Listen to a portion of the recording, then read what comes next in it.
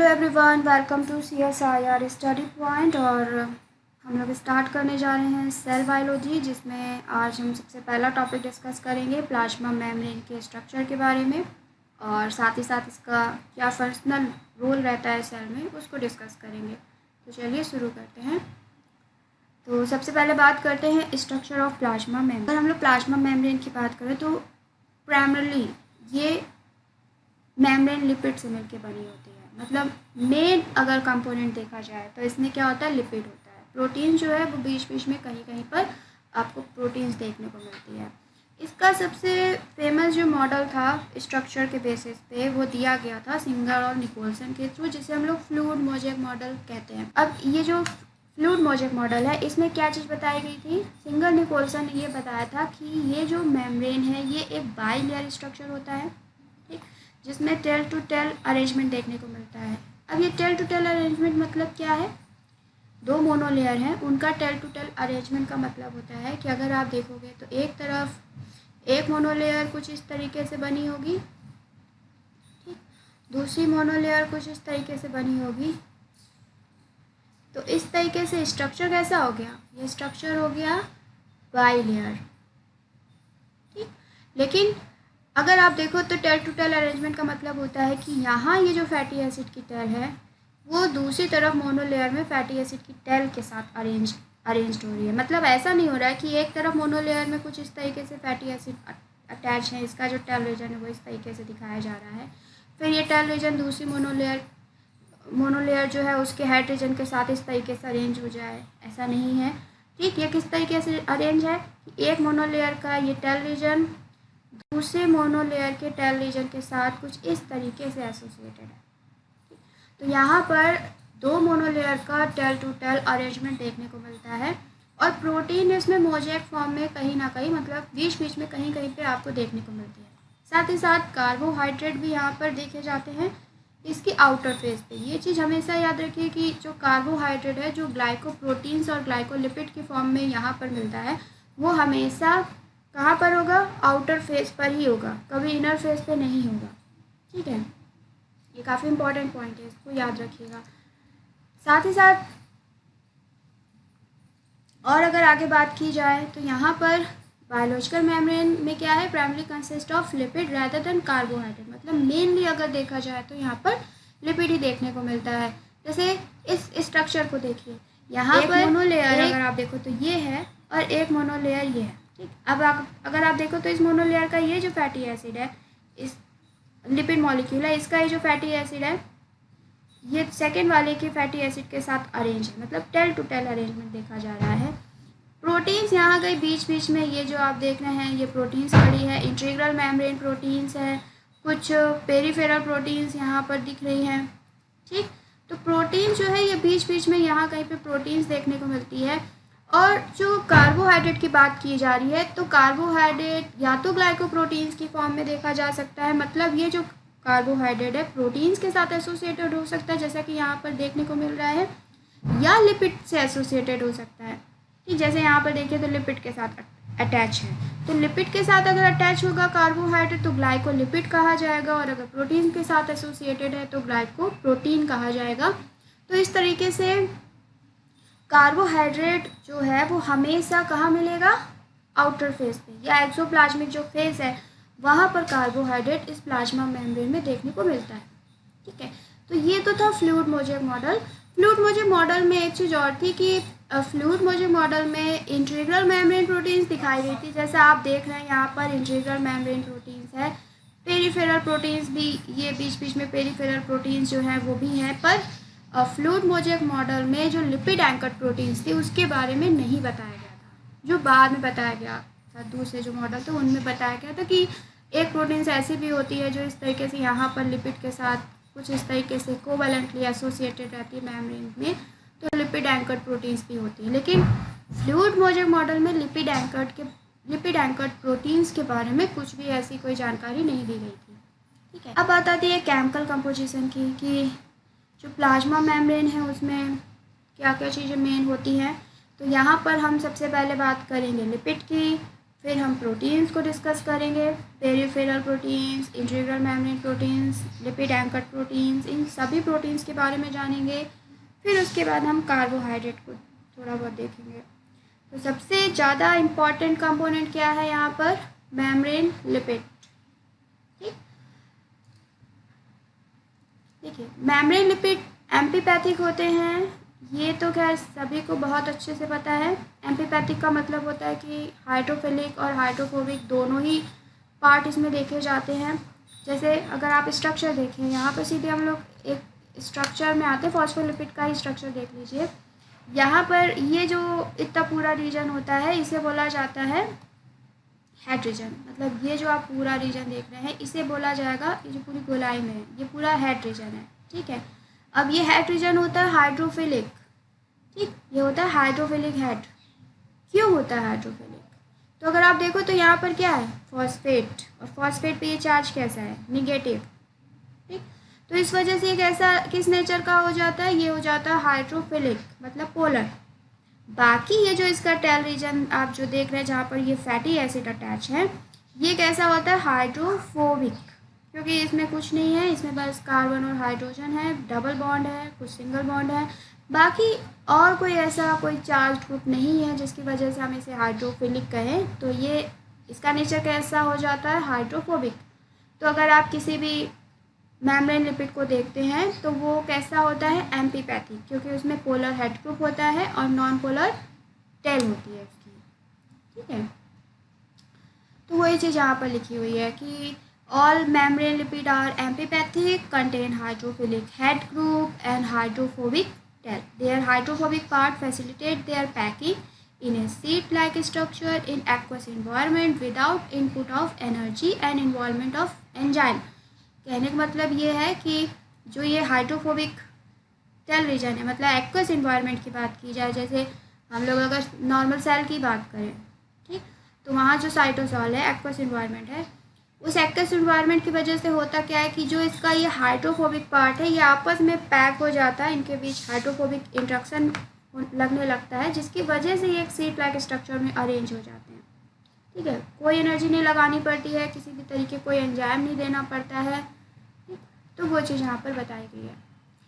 अब ये जो मेम्ब्रेन लिपिड है इनके कुछ टाइप्स भी हैं, जैसे कि फॉस्फोलिपिड, ग्लाइकोलिपिड और स्टेरॉल, जिसमें सबसे पहले बात करते हैं हम लोग फॉस्फोलिपिड की। तो ये मोस्ट अबेंडेंट लिपिड होता है मेम्ब्रेन में। फॉस्फोलिपिड का स्ट्रक्चर आपने अभी देखा। ठीक, क्या क्या चीज़ें इसमें देखने को मिलती है? एक हाइड्रोफिलिक हेड ग्रुप था जिसमें फॉस्फेट था, इसी वजह से एक नाम भी दे दिया जाता है फॉस्फोलिपिड। इसके अलावा हाइड्रोफोबिक टेल थी, और इसके अलावा यहाँ पर जो टेल रीजन था उसमें 2 हाइड्रोकार्बन चेन थे। ठीक है, और साथ ही साथ जो हेड ग्रुप है वहाँ पर डिफरेंट टाइप्स जैसे कोलिन है, फॉस्फेट है, ग्लिसरॉल है। ग्लिसरॉल और फॉस्फेट तो रहेगा, साथ ही साथ कोलिन की जगह यहाँ पर एथ्लोनामाइन, इनोसिटॉल, कुछ भी हो सकता है। ठीक है, अब जैसे यहाँ पर स्ट्रक्चर ही देख लेते हैं। देखिए फॉस्फोलिपिड के स्ट्रक्चर में क्या है? एक पोलर हेड ग्रुप है जहाँ पर आपको फॉस्फेट प्लस ये जो आप देख रहे हैं ग्लिसरॉल ये, और फॉस्फेट और ग्लिसरॉल ये हेड रीजन में देखने को मिलते हैं। फॉस्फेट में नेगेटिव चार्ज होने की वजह से ये इसका नेचर कैसा हो जाता है? हाइड्रोफिलिक हो जाएगा। साथ ही साथ नीचे की तरफ जब आप आएंगे तो ये जो होता है इसे बोला जाता है हाइड्रोफोबिक टेल्स, जहाँ पर कुछ फैटी एसिड प्रेजेंट रहते हैं, जिसमें से एक सैचुरेट होता है और एक अनसैचुरेटेड होते हैं। अनसैचुरेटेड फैटी एसिड में बस चेंज ये होता है कि उनमें डबल बॉन्ड प्रेजेंट होते हैं, जिसकी वजह से एक निक आ जाती है और ये थोड़ा सा बेंड हो जाता है। ठीक है, तो ये कुछ स्ट्रक्चर होता है फॉस्फोलिपिड का। अब यहाँ ये जो फॉस्फेट है, इस फॉस्फेट से कोलिन अटैच हो सकता है, यहाँ से एथ्लोनामाइन अटैच हो सकता है। ठीक, तो उसके बेसिस पे इनकी नेमिंग हो जाती है, जैसे phosphatidyl choline, phosphatidyl ethanolamine, phosphatidyl serine. Okay, तो इस तरीके से यहाँ पर होता है। अब ये जो फॉस्फोलिपिड है इनके टाइप्स हम डिस्कस करते हैं, जैसे कि फॉस्फेटिडिल कोलिन, अगर वहाँ पे कोलिन प्रेजेंट है तो फॉस्फेटिडिल कोलिन कहा जाएगा, phosphatidyl serine, phosphatidyl inositol and phosphatidyl ethanolamine. Starting में सबसे पहले बात करते हैं फॉस्फेटिडिल कोलिन की, जिसे हम लोग लेसिथिन भी बोलते हैं, जो बैक्टीरिया में अब्सेंट होता है।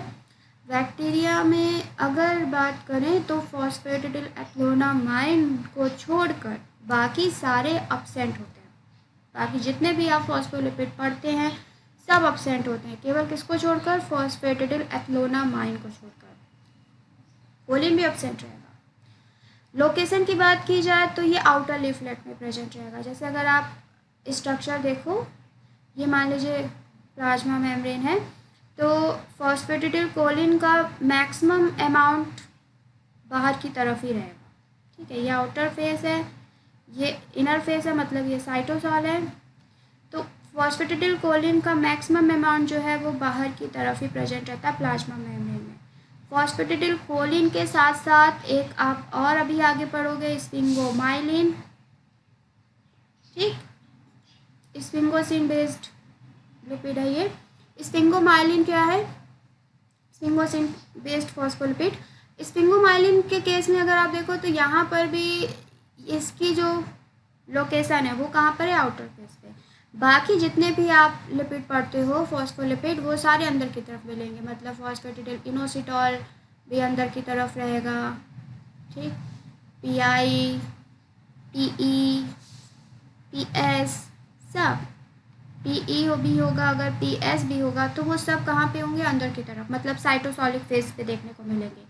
आउटर फेस पर फॉस्फेटिडिलकोलिन और स्फिंगोमाइलिन ऐसे दो लिपिड हैं, फॉस्फोलिपिड है। एक ग्लिसरॉल बेस्ड और एक स्फिंगोसिन बेस्ड लिपिड है।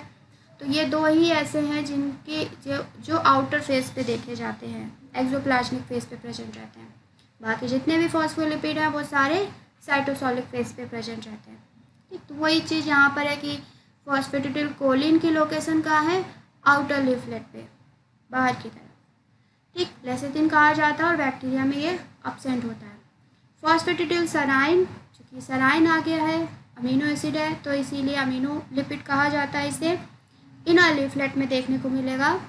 ठीक, चाहे पीई हो, पीआई हो, पीएस हो, ये सभी इनर लीफलेट कह सकते हैं, या आप कहें कि साइटोसॉल फेज जो है वहाँ पर ये मिलते हैं।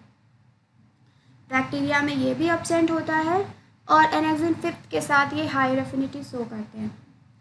फॉस्फेटिडिलसराइन थोड़ा इम्पॉर्टेंट इस वजह से है क्योंकि जब एपोप्टोसिस का प्रोसेस होता है तो उस समय ये जो है इनर फेस से आउटर फेस पे इसका एक्सप्रेशन होने लगता है। ठीक है, ये फ्लिप करके कहाँ पे आ जाएगा? आउटर लीफलेट पे आ जाएगा।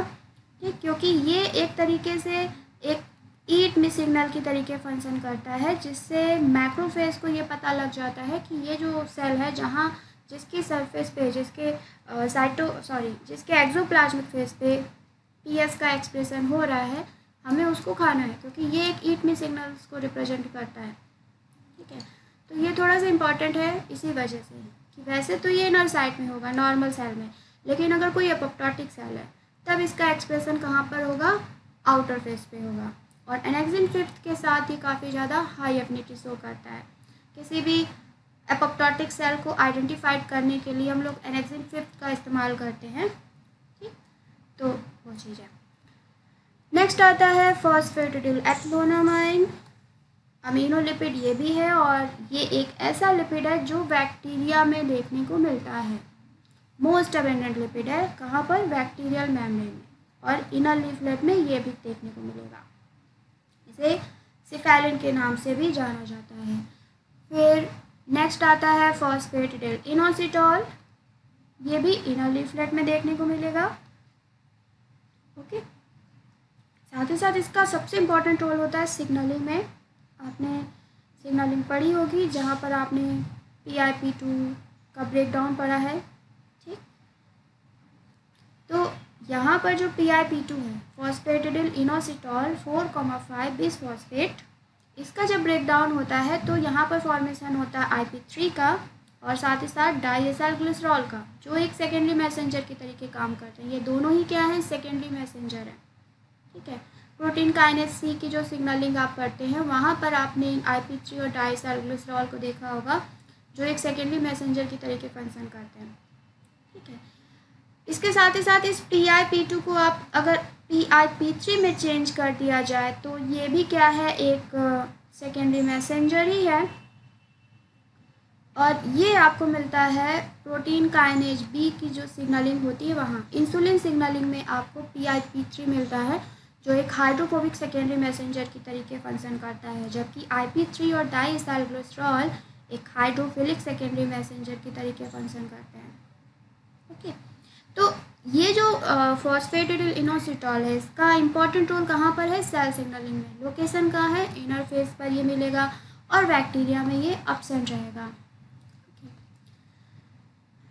फिर उसके बाद आते हैं फॉस्फेटिडिल ग्लिसरॉल या डाईफॉस्फेटिडिल ग्लिसरॉल, जिन्हें हम लोग कार्डियोलिपिन भी कहते हैं। कार्डियोलिपिन मेनली मिलता है बैक्टीरिया की मेम्ब्रेन लिपिड, तो ये है ही है, साथ ही साथ माइटोकॉन्ड्रिया की इनर मेम्ब्रेन में भी ये देखने को मिलता है।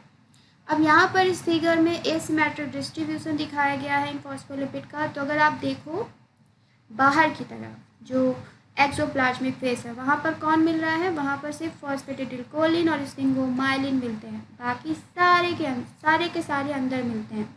यहाँ पर देखो तो फॉस्फेटिडिल कोलिन ये देखिए बाहर है, ये PC है और ये स्फिंगोमाइलिन है।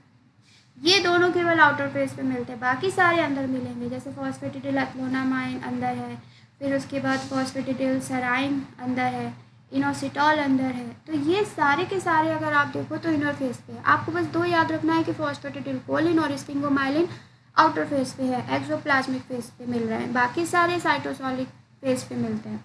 ठीक है। कोलेस्ट्रॉल के बारे में अगर कहा जाए कि कोलेस्ट्रॉल कहाँ मिलता है, आउटर में ज़्यादा मिलता है कि इनर में मिलता है, कहाँ पर? तो कोलेस्ट्रॉल एक ऐसा मॉलिक्यूल है जिसका एक्सप्रेशन आउटर और इनर दोनों जगह बराबर होता है, मतलब एक सिमेट्रिकल डिस्ट्रीब्यूशन होता है उसका, कहीं कम ज़्यादा नहीं, दोनों जगह बराबर रहता है। लेकिन यहाँ पे थोड़ा सा चेंज देखा जाता है कि फॉस्फेटिडिल कोलिन जो है एक्सोप्लाज्मिक फेस में ज़्यादा मिलता है। ऐसा नहीं कि वहीं सिर्फ आउटर मेम्ब्रेन में मिल रहा है, इनर में नहीं मिल रहा, नहीं, ऐसा नहीं कहा जा रहा है। कहा यह जा रहा है कि कोलिन का अमाउंट आउटर फेस में ज़्यादा है इनर के कंपैरिजन में। ठीक है, बाकी सब जो है वो इनर में ज़्यादा मिल रहा है, आउटर में कम मिल रहा है।